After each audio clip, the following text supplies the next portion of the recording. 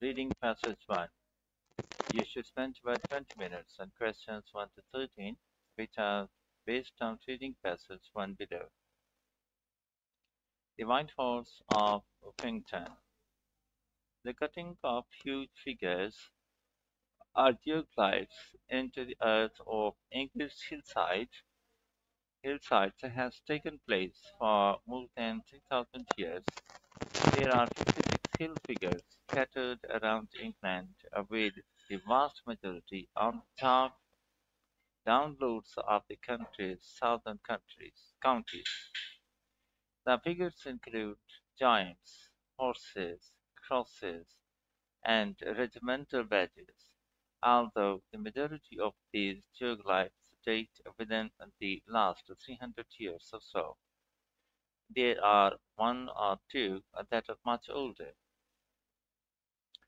The most famous of these figures is perhaps also the most mysterious, the Uffington White Horse in Oxfordshire.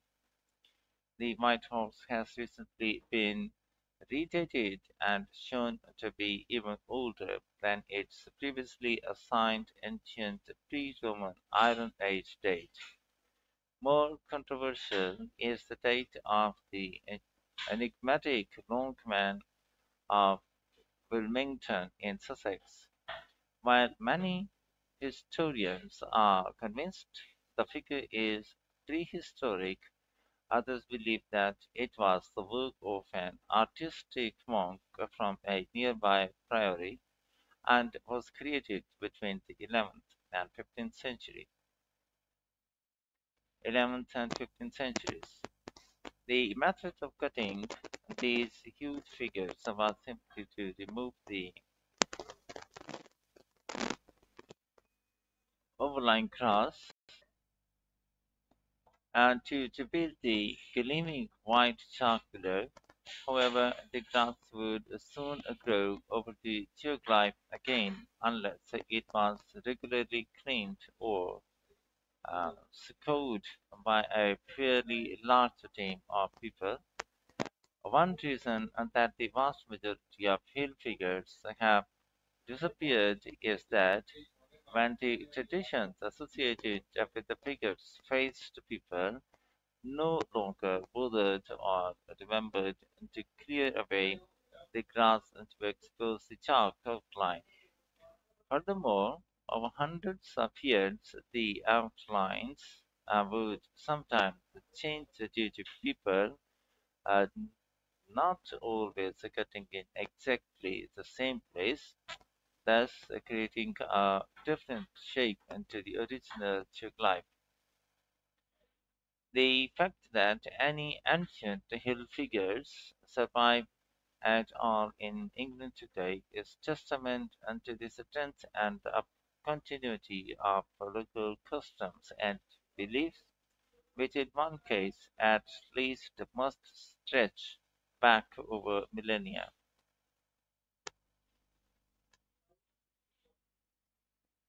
The Uffington White Horse is a unique, stylized mm, representation of a horse consisting of a long, sleek, black, thin, disjoint legs, a streaming tail, and a bird-like beaked head.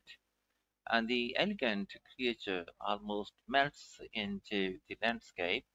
The horse is situated at 2.5 kilometers from Uffington village on a steep slope close to the late Bronze Age, that is 7th century BCE, hill fort of Uffington Castle, and below the ridgeway, a long distance Neolithic track.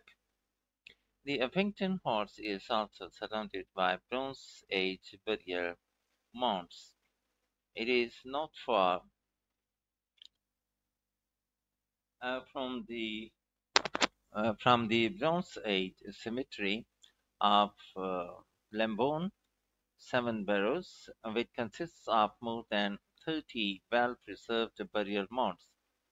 The carving has been placed in such a way as to make it extremely difficult to see from close quarters, and like many geoglyphs, is best appreciated from the air. Nevertheless, there are certain areas of the Vale of the White Horse, the valley containing and named after the enigmatic creature, from which an adequate impression may be gained. Indeed, on a clear day, the carving can be seen from up to 30 kilometers away. The earliest evidence of a horse at Uffington is from 1070s, 1070s CE, when White Horse Hill is mentioned in documents from the nearby Abbey of Abingdon, and the first reference to the horse itself is soon after in 1190 CE.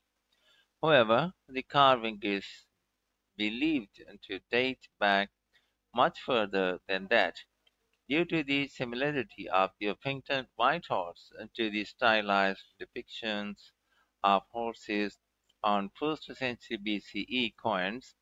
It had been thought that the creature must also date to that period.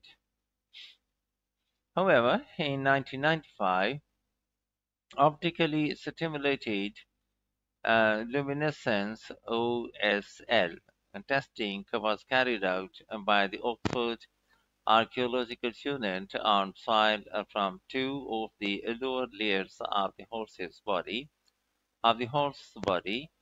and from another cut near the base. The result was a date for the horse construction somewhere between 1400 and 600 BCE. In other words, it had a late Bronze Age or early Iron Age origin. The latter end of this date range would tie the carving of the horse in which occupation of the nearby Uffington hill fort, indicating that it may represent a tribal emblem making the land of the inhabitants of the hill fort. Alternatively, the carving may have been carried out during a Bronze or Iron Age ritual.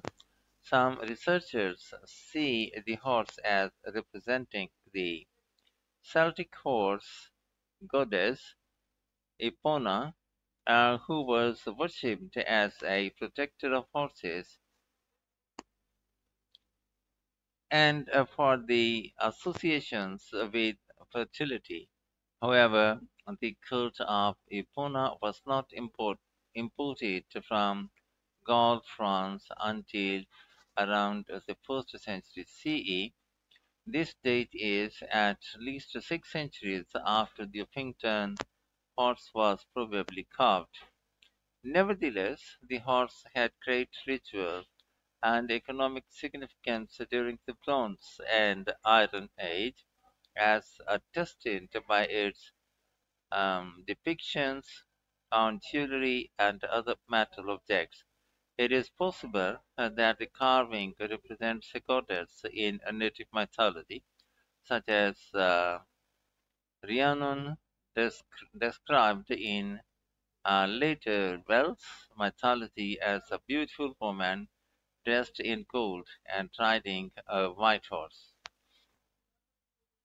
The fact that geoglyphs can disappear easily, along with their associated rituals and meaning, indicates that they were never intended to be anything more than temporary gestures, but this does not lessen their importance.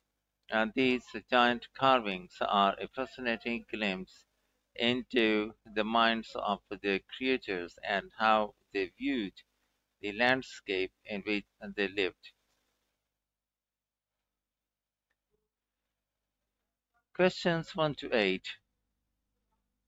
Do the following statements agree with the information given in Reading Passage 1? In boxes 1 to 8 on your answer sheet, write true if the statement agrees with the information, false if the statement contradicts the information, not given if there is no information on this. Most geoglyphs in England are located in a particular area of the country. True. There are more geoglyphs in the shape of a horse than any other creature. Not given. Recent dating of the Orpington White Horse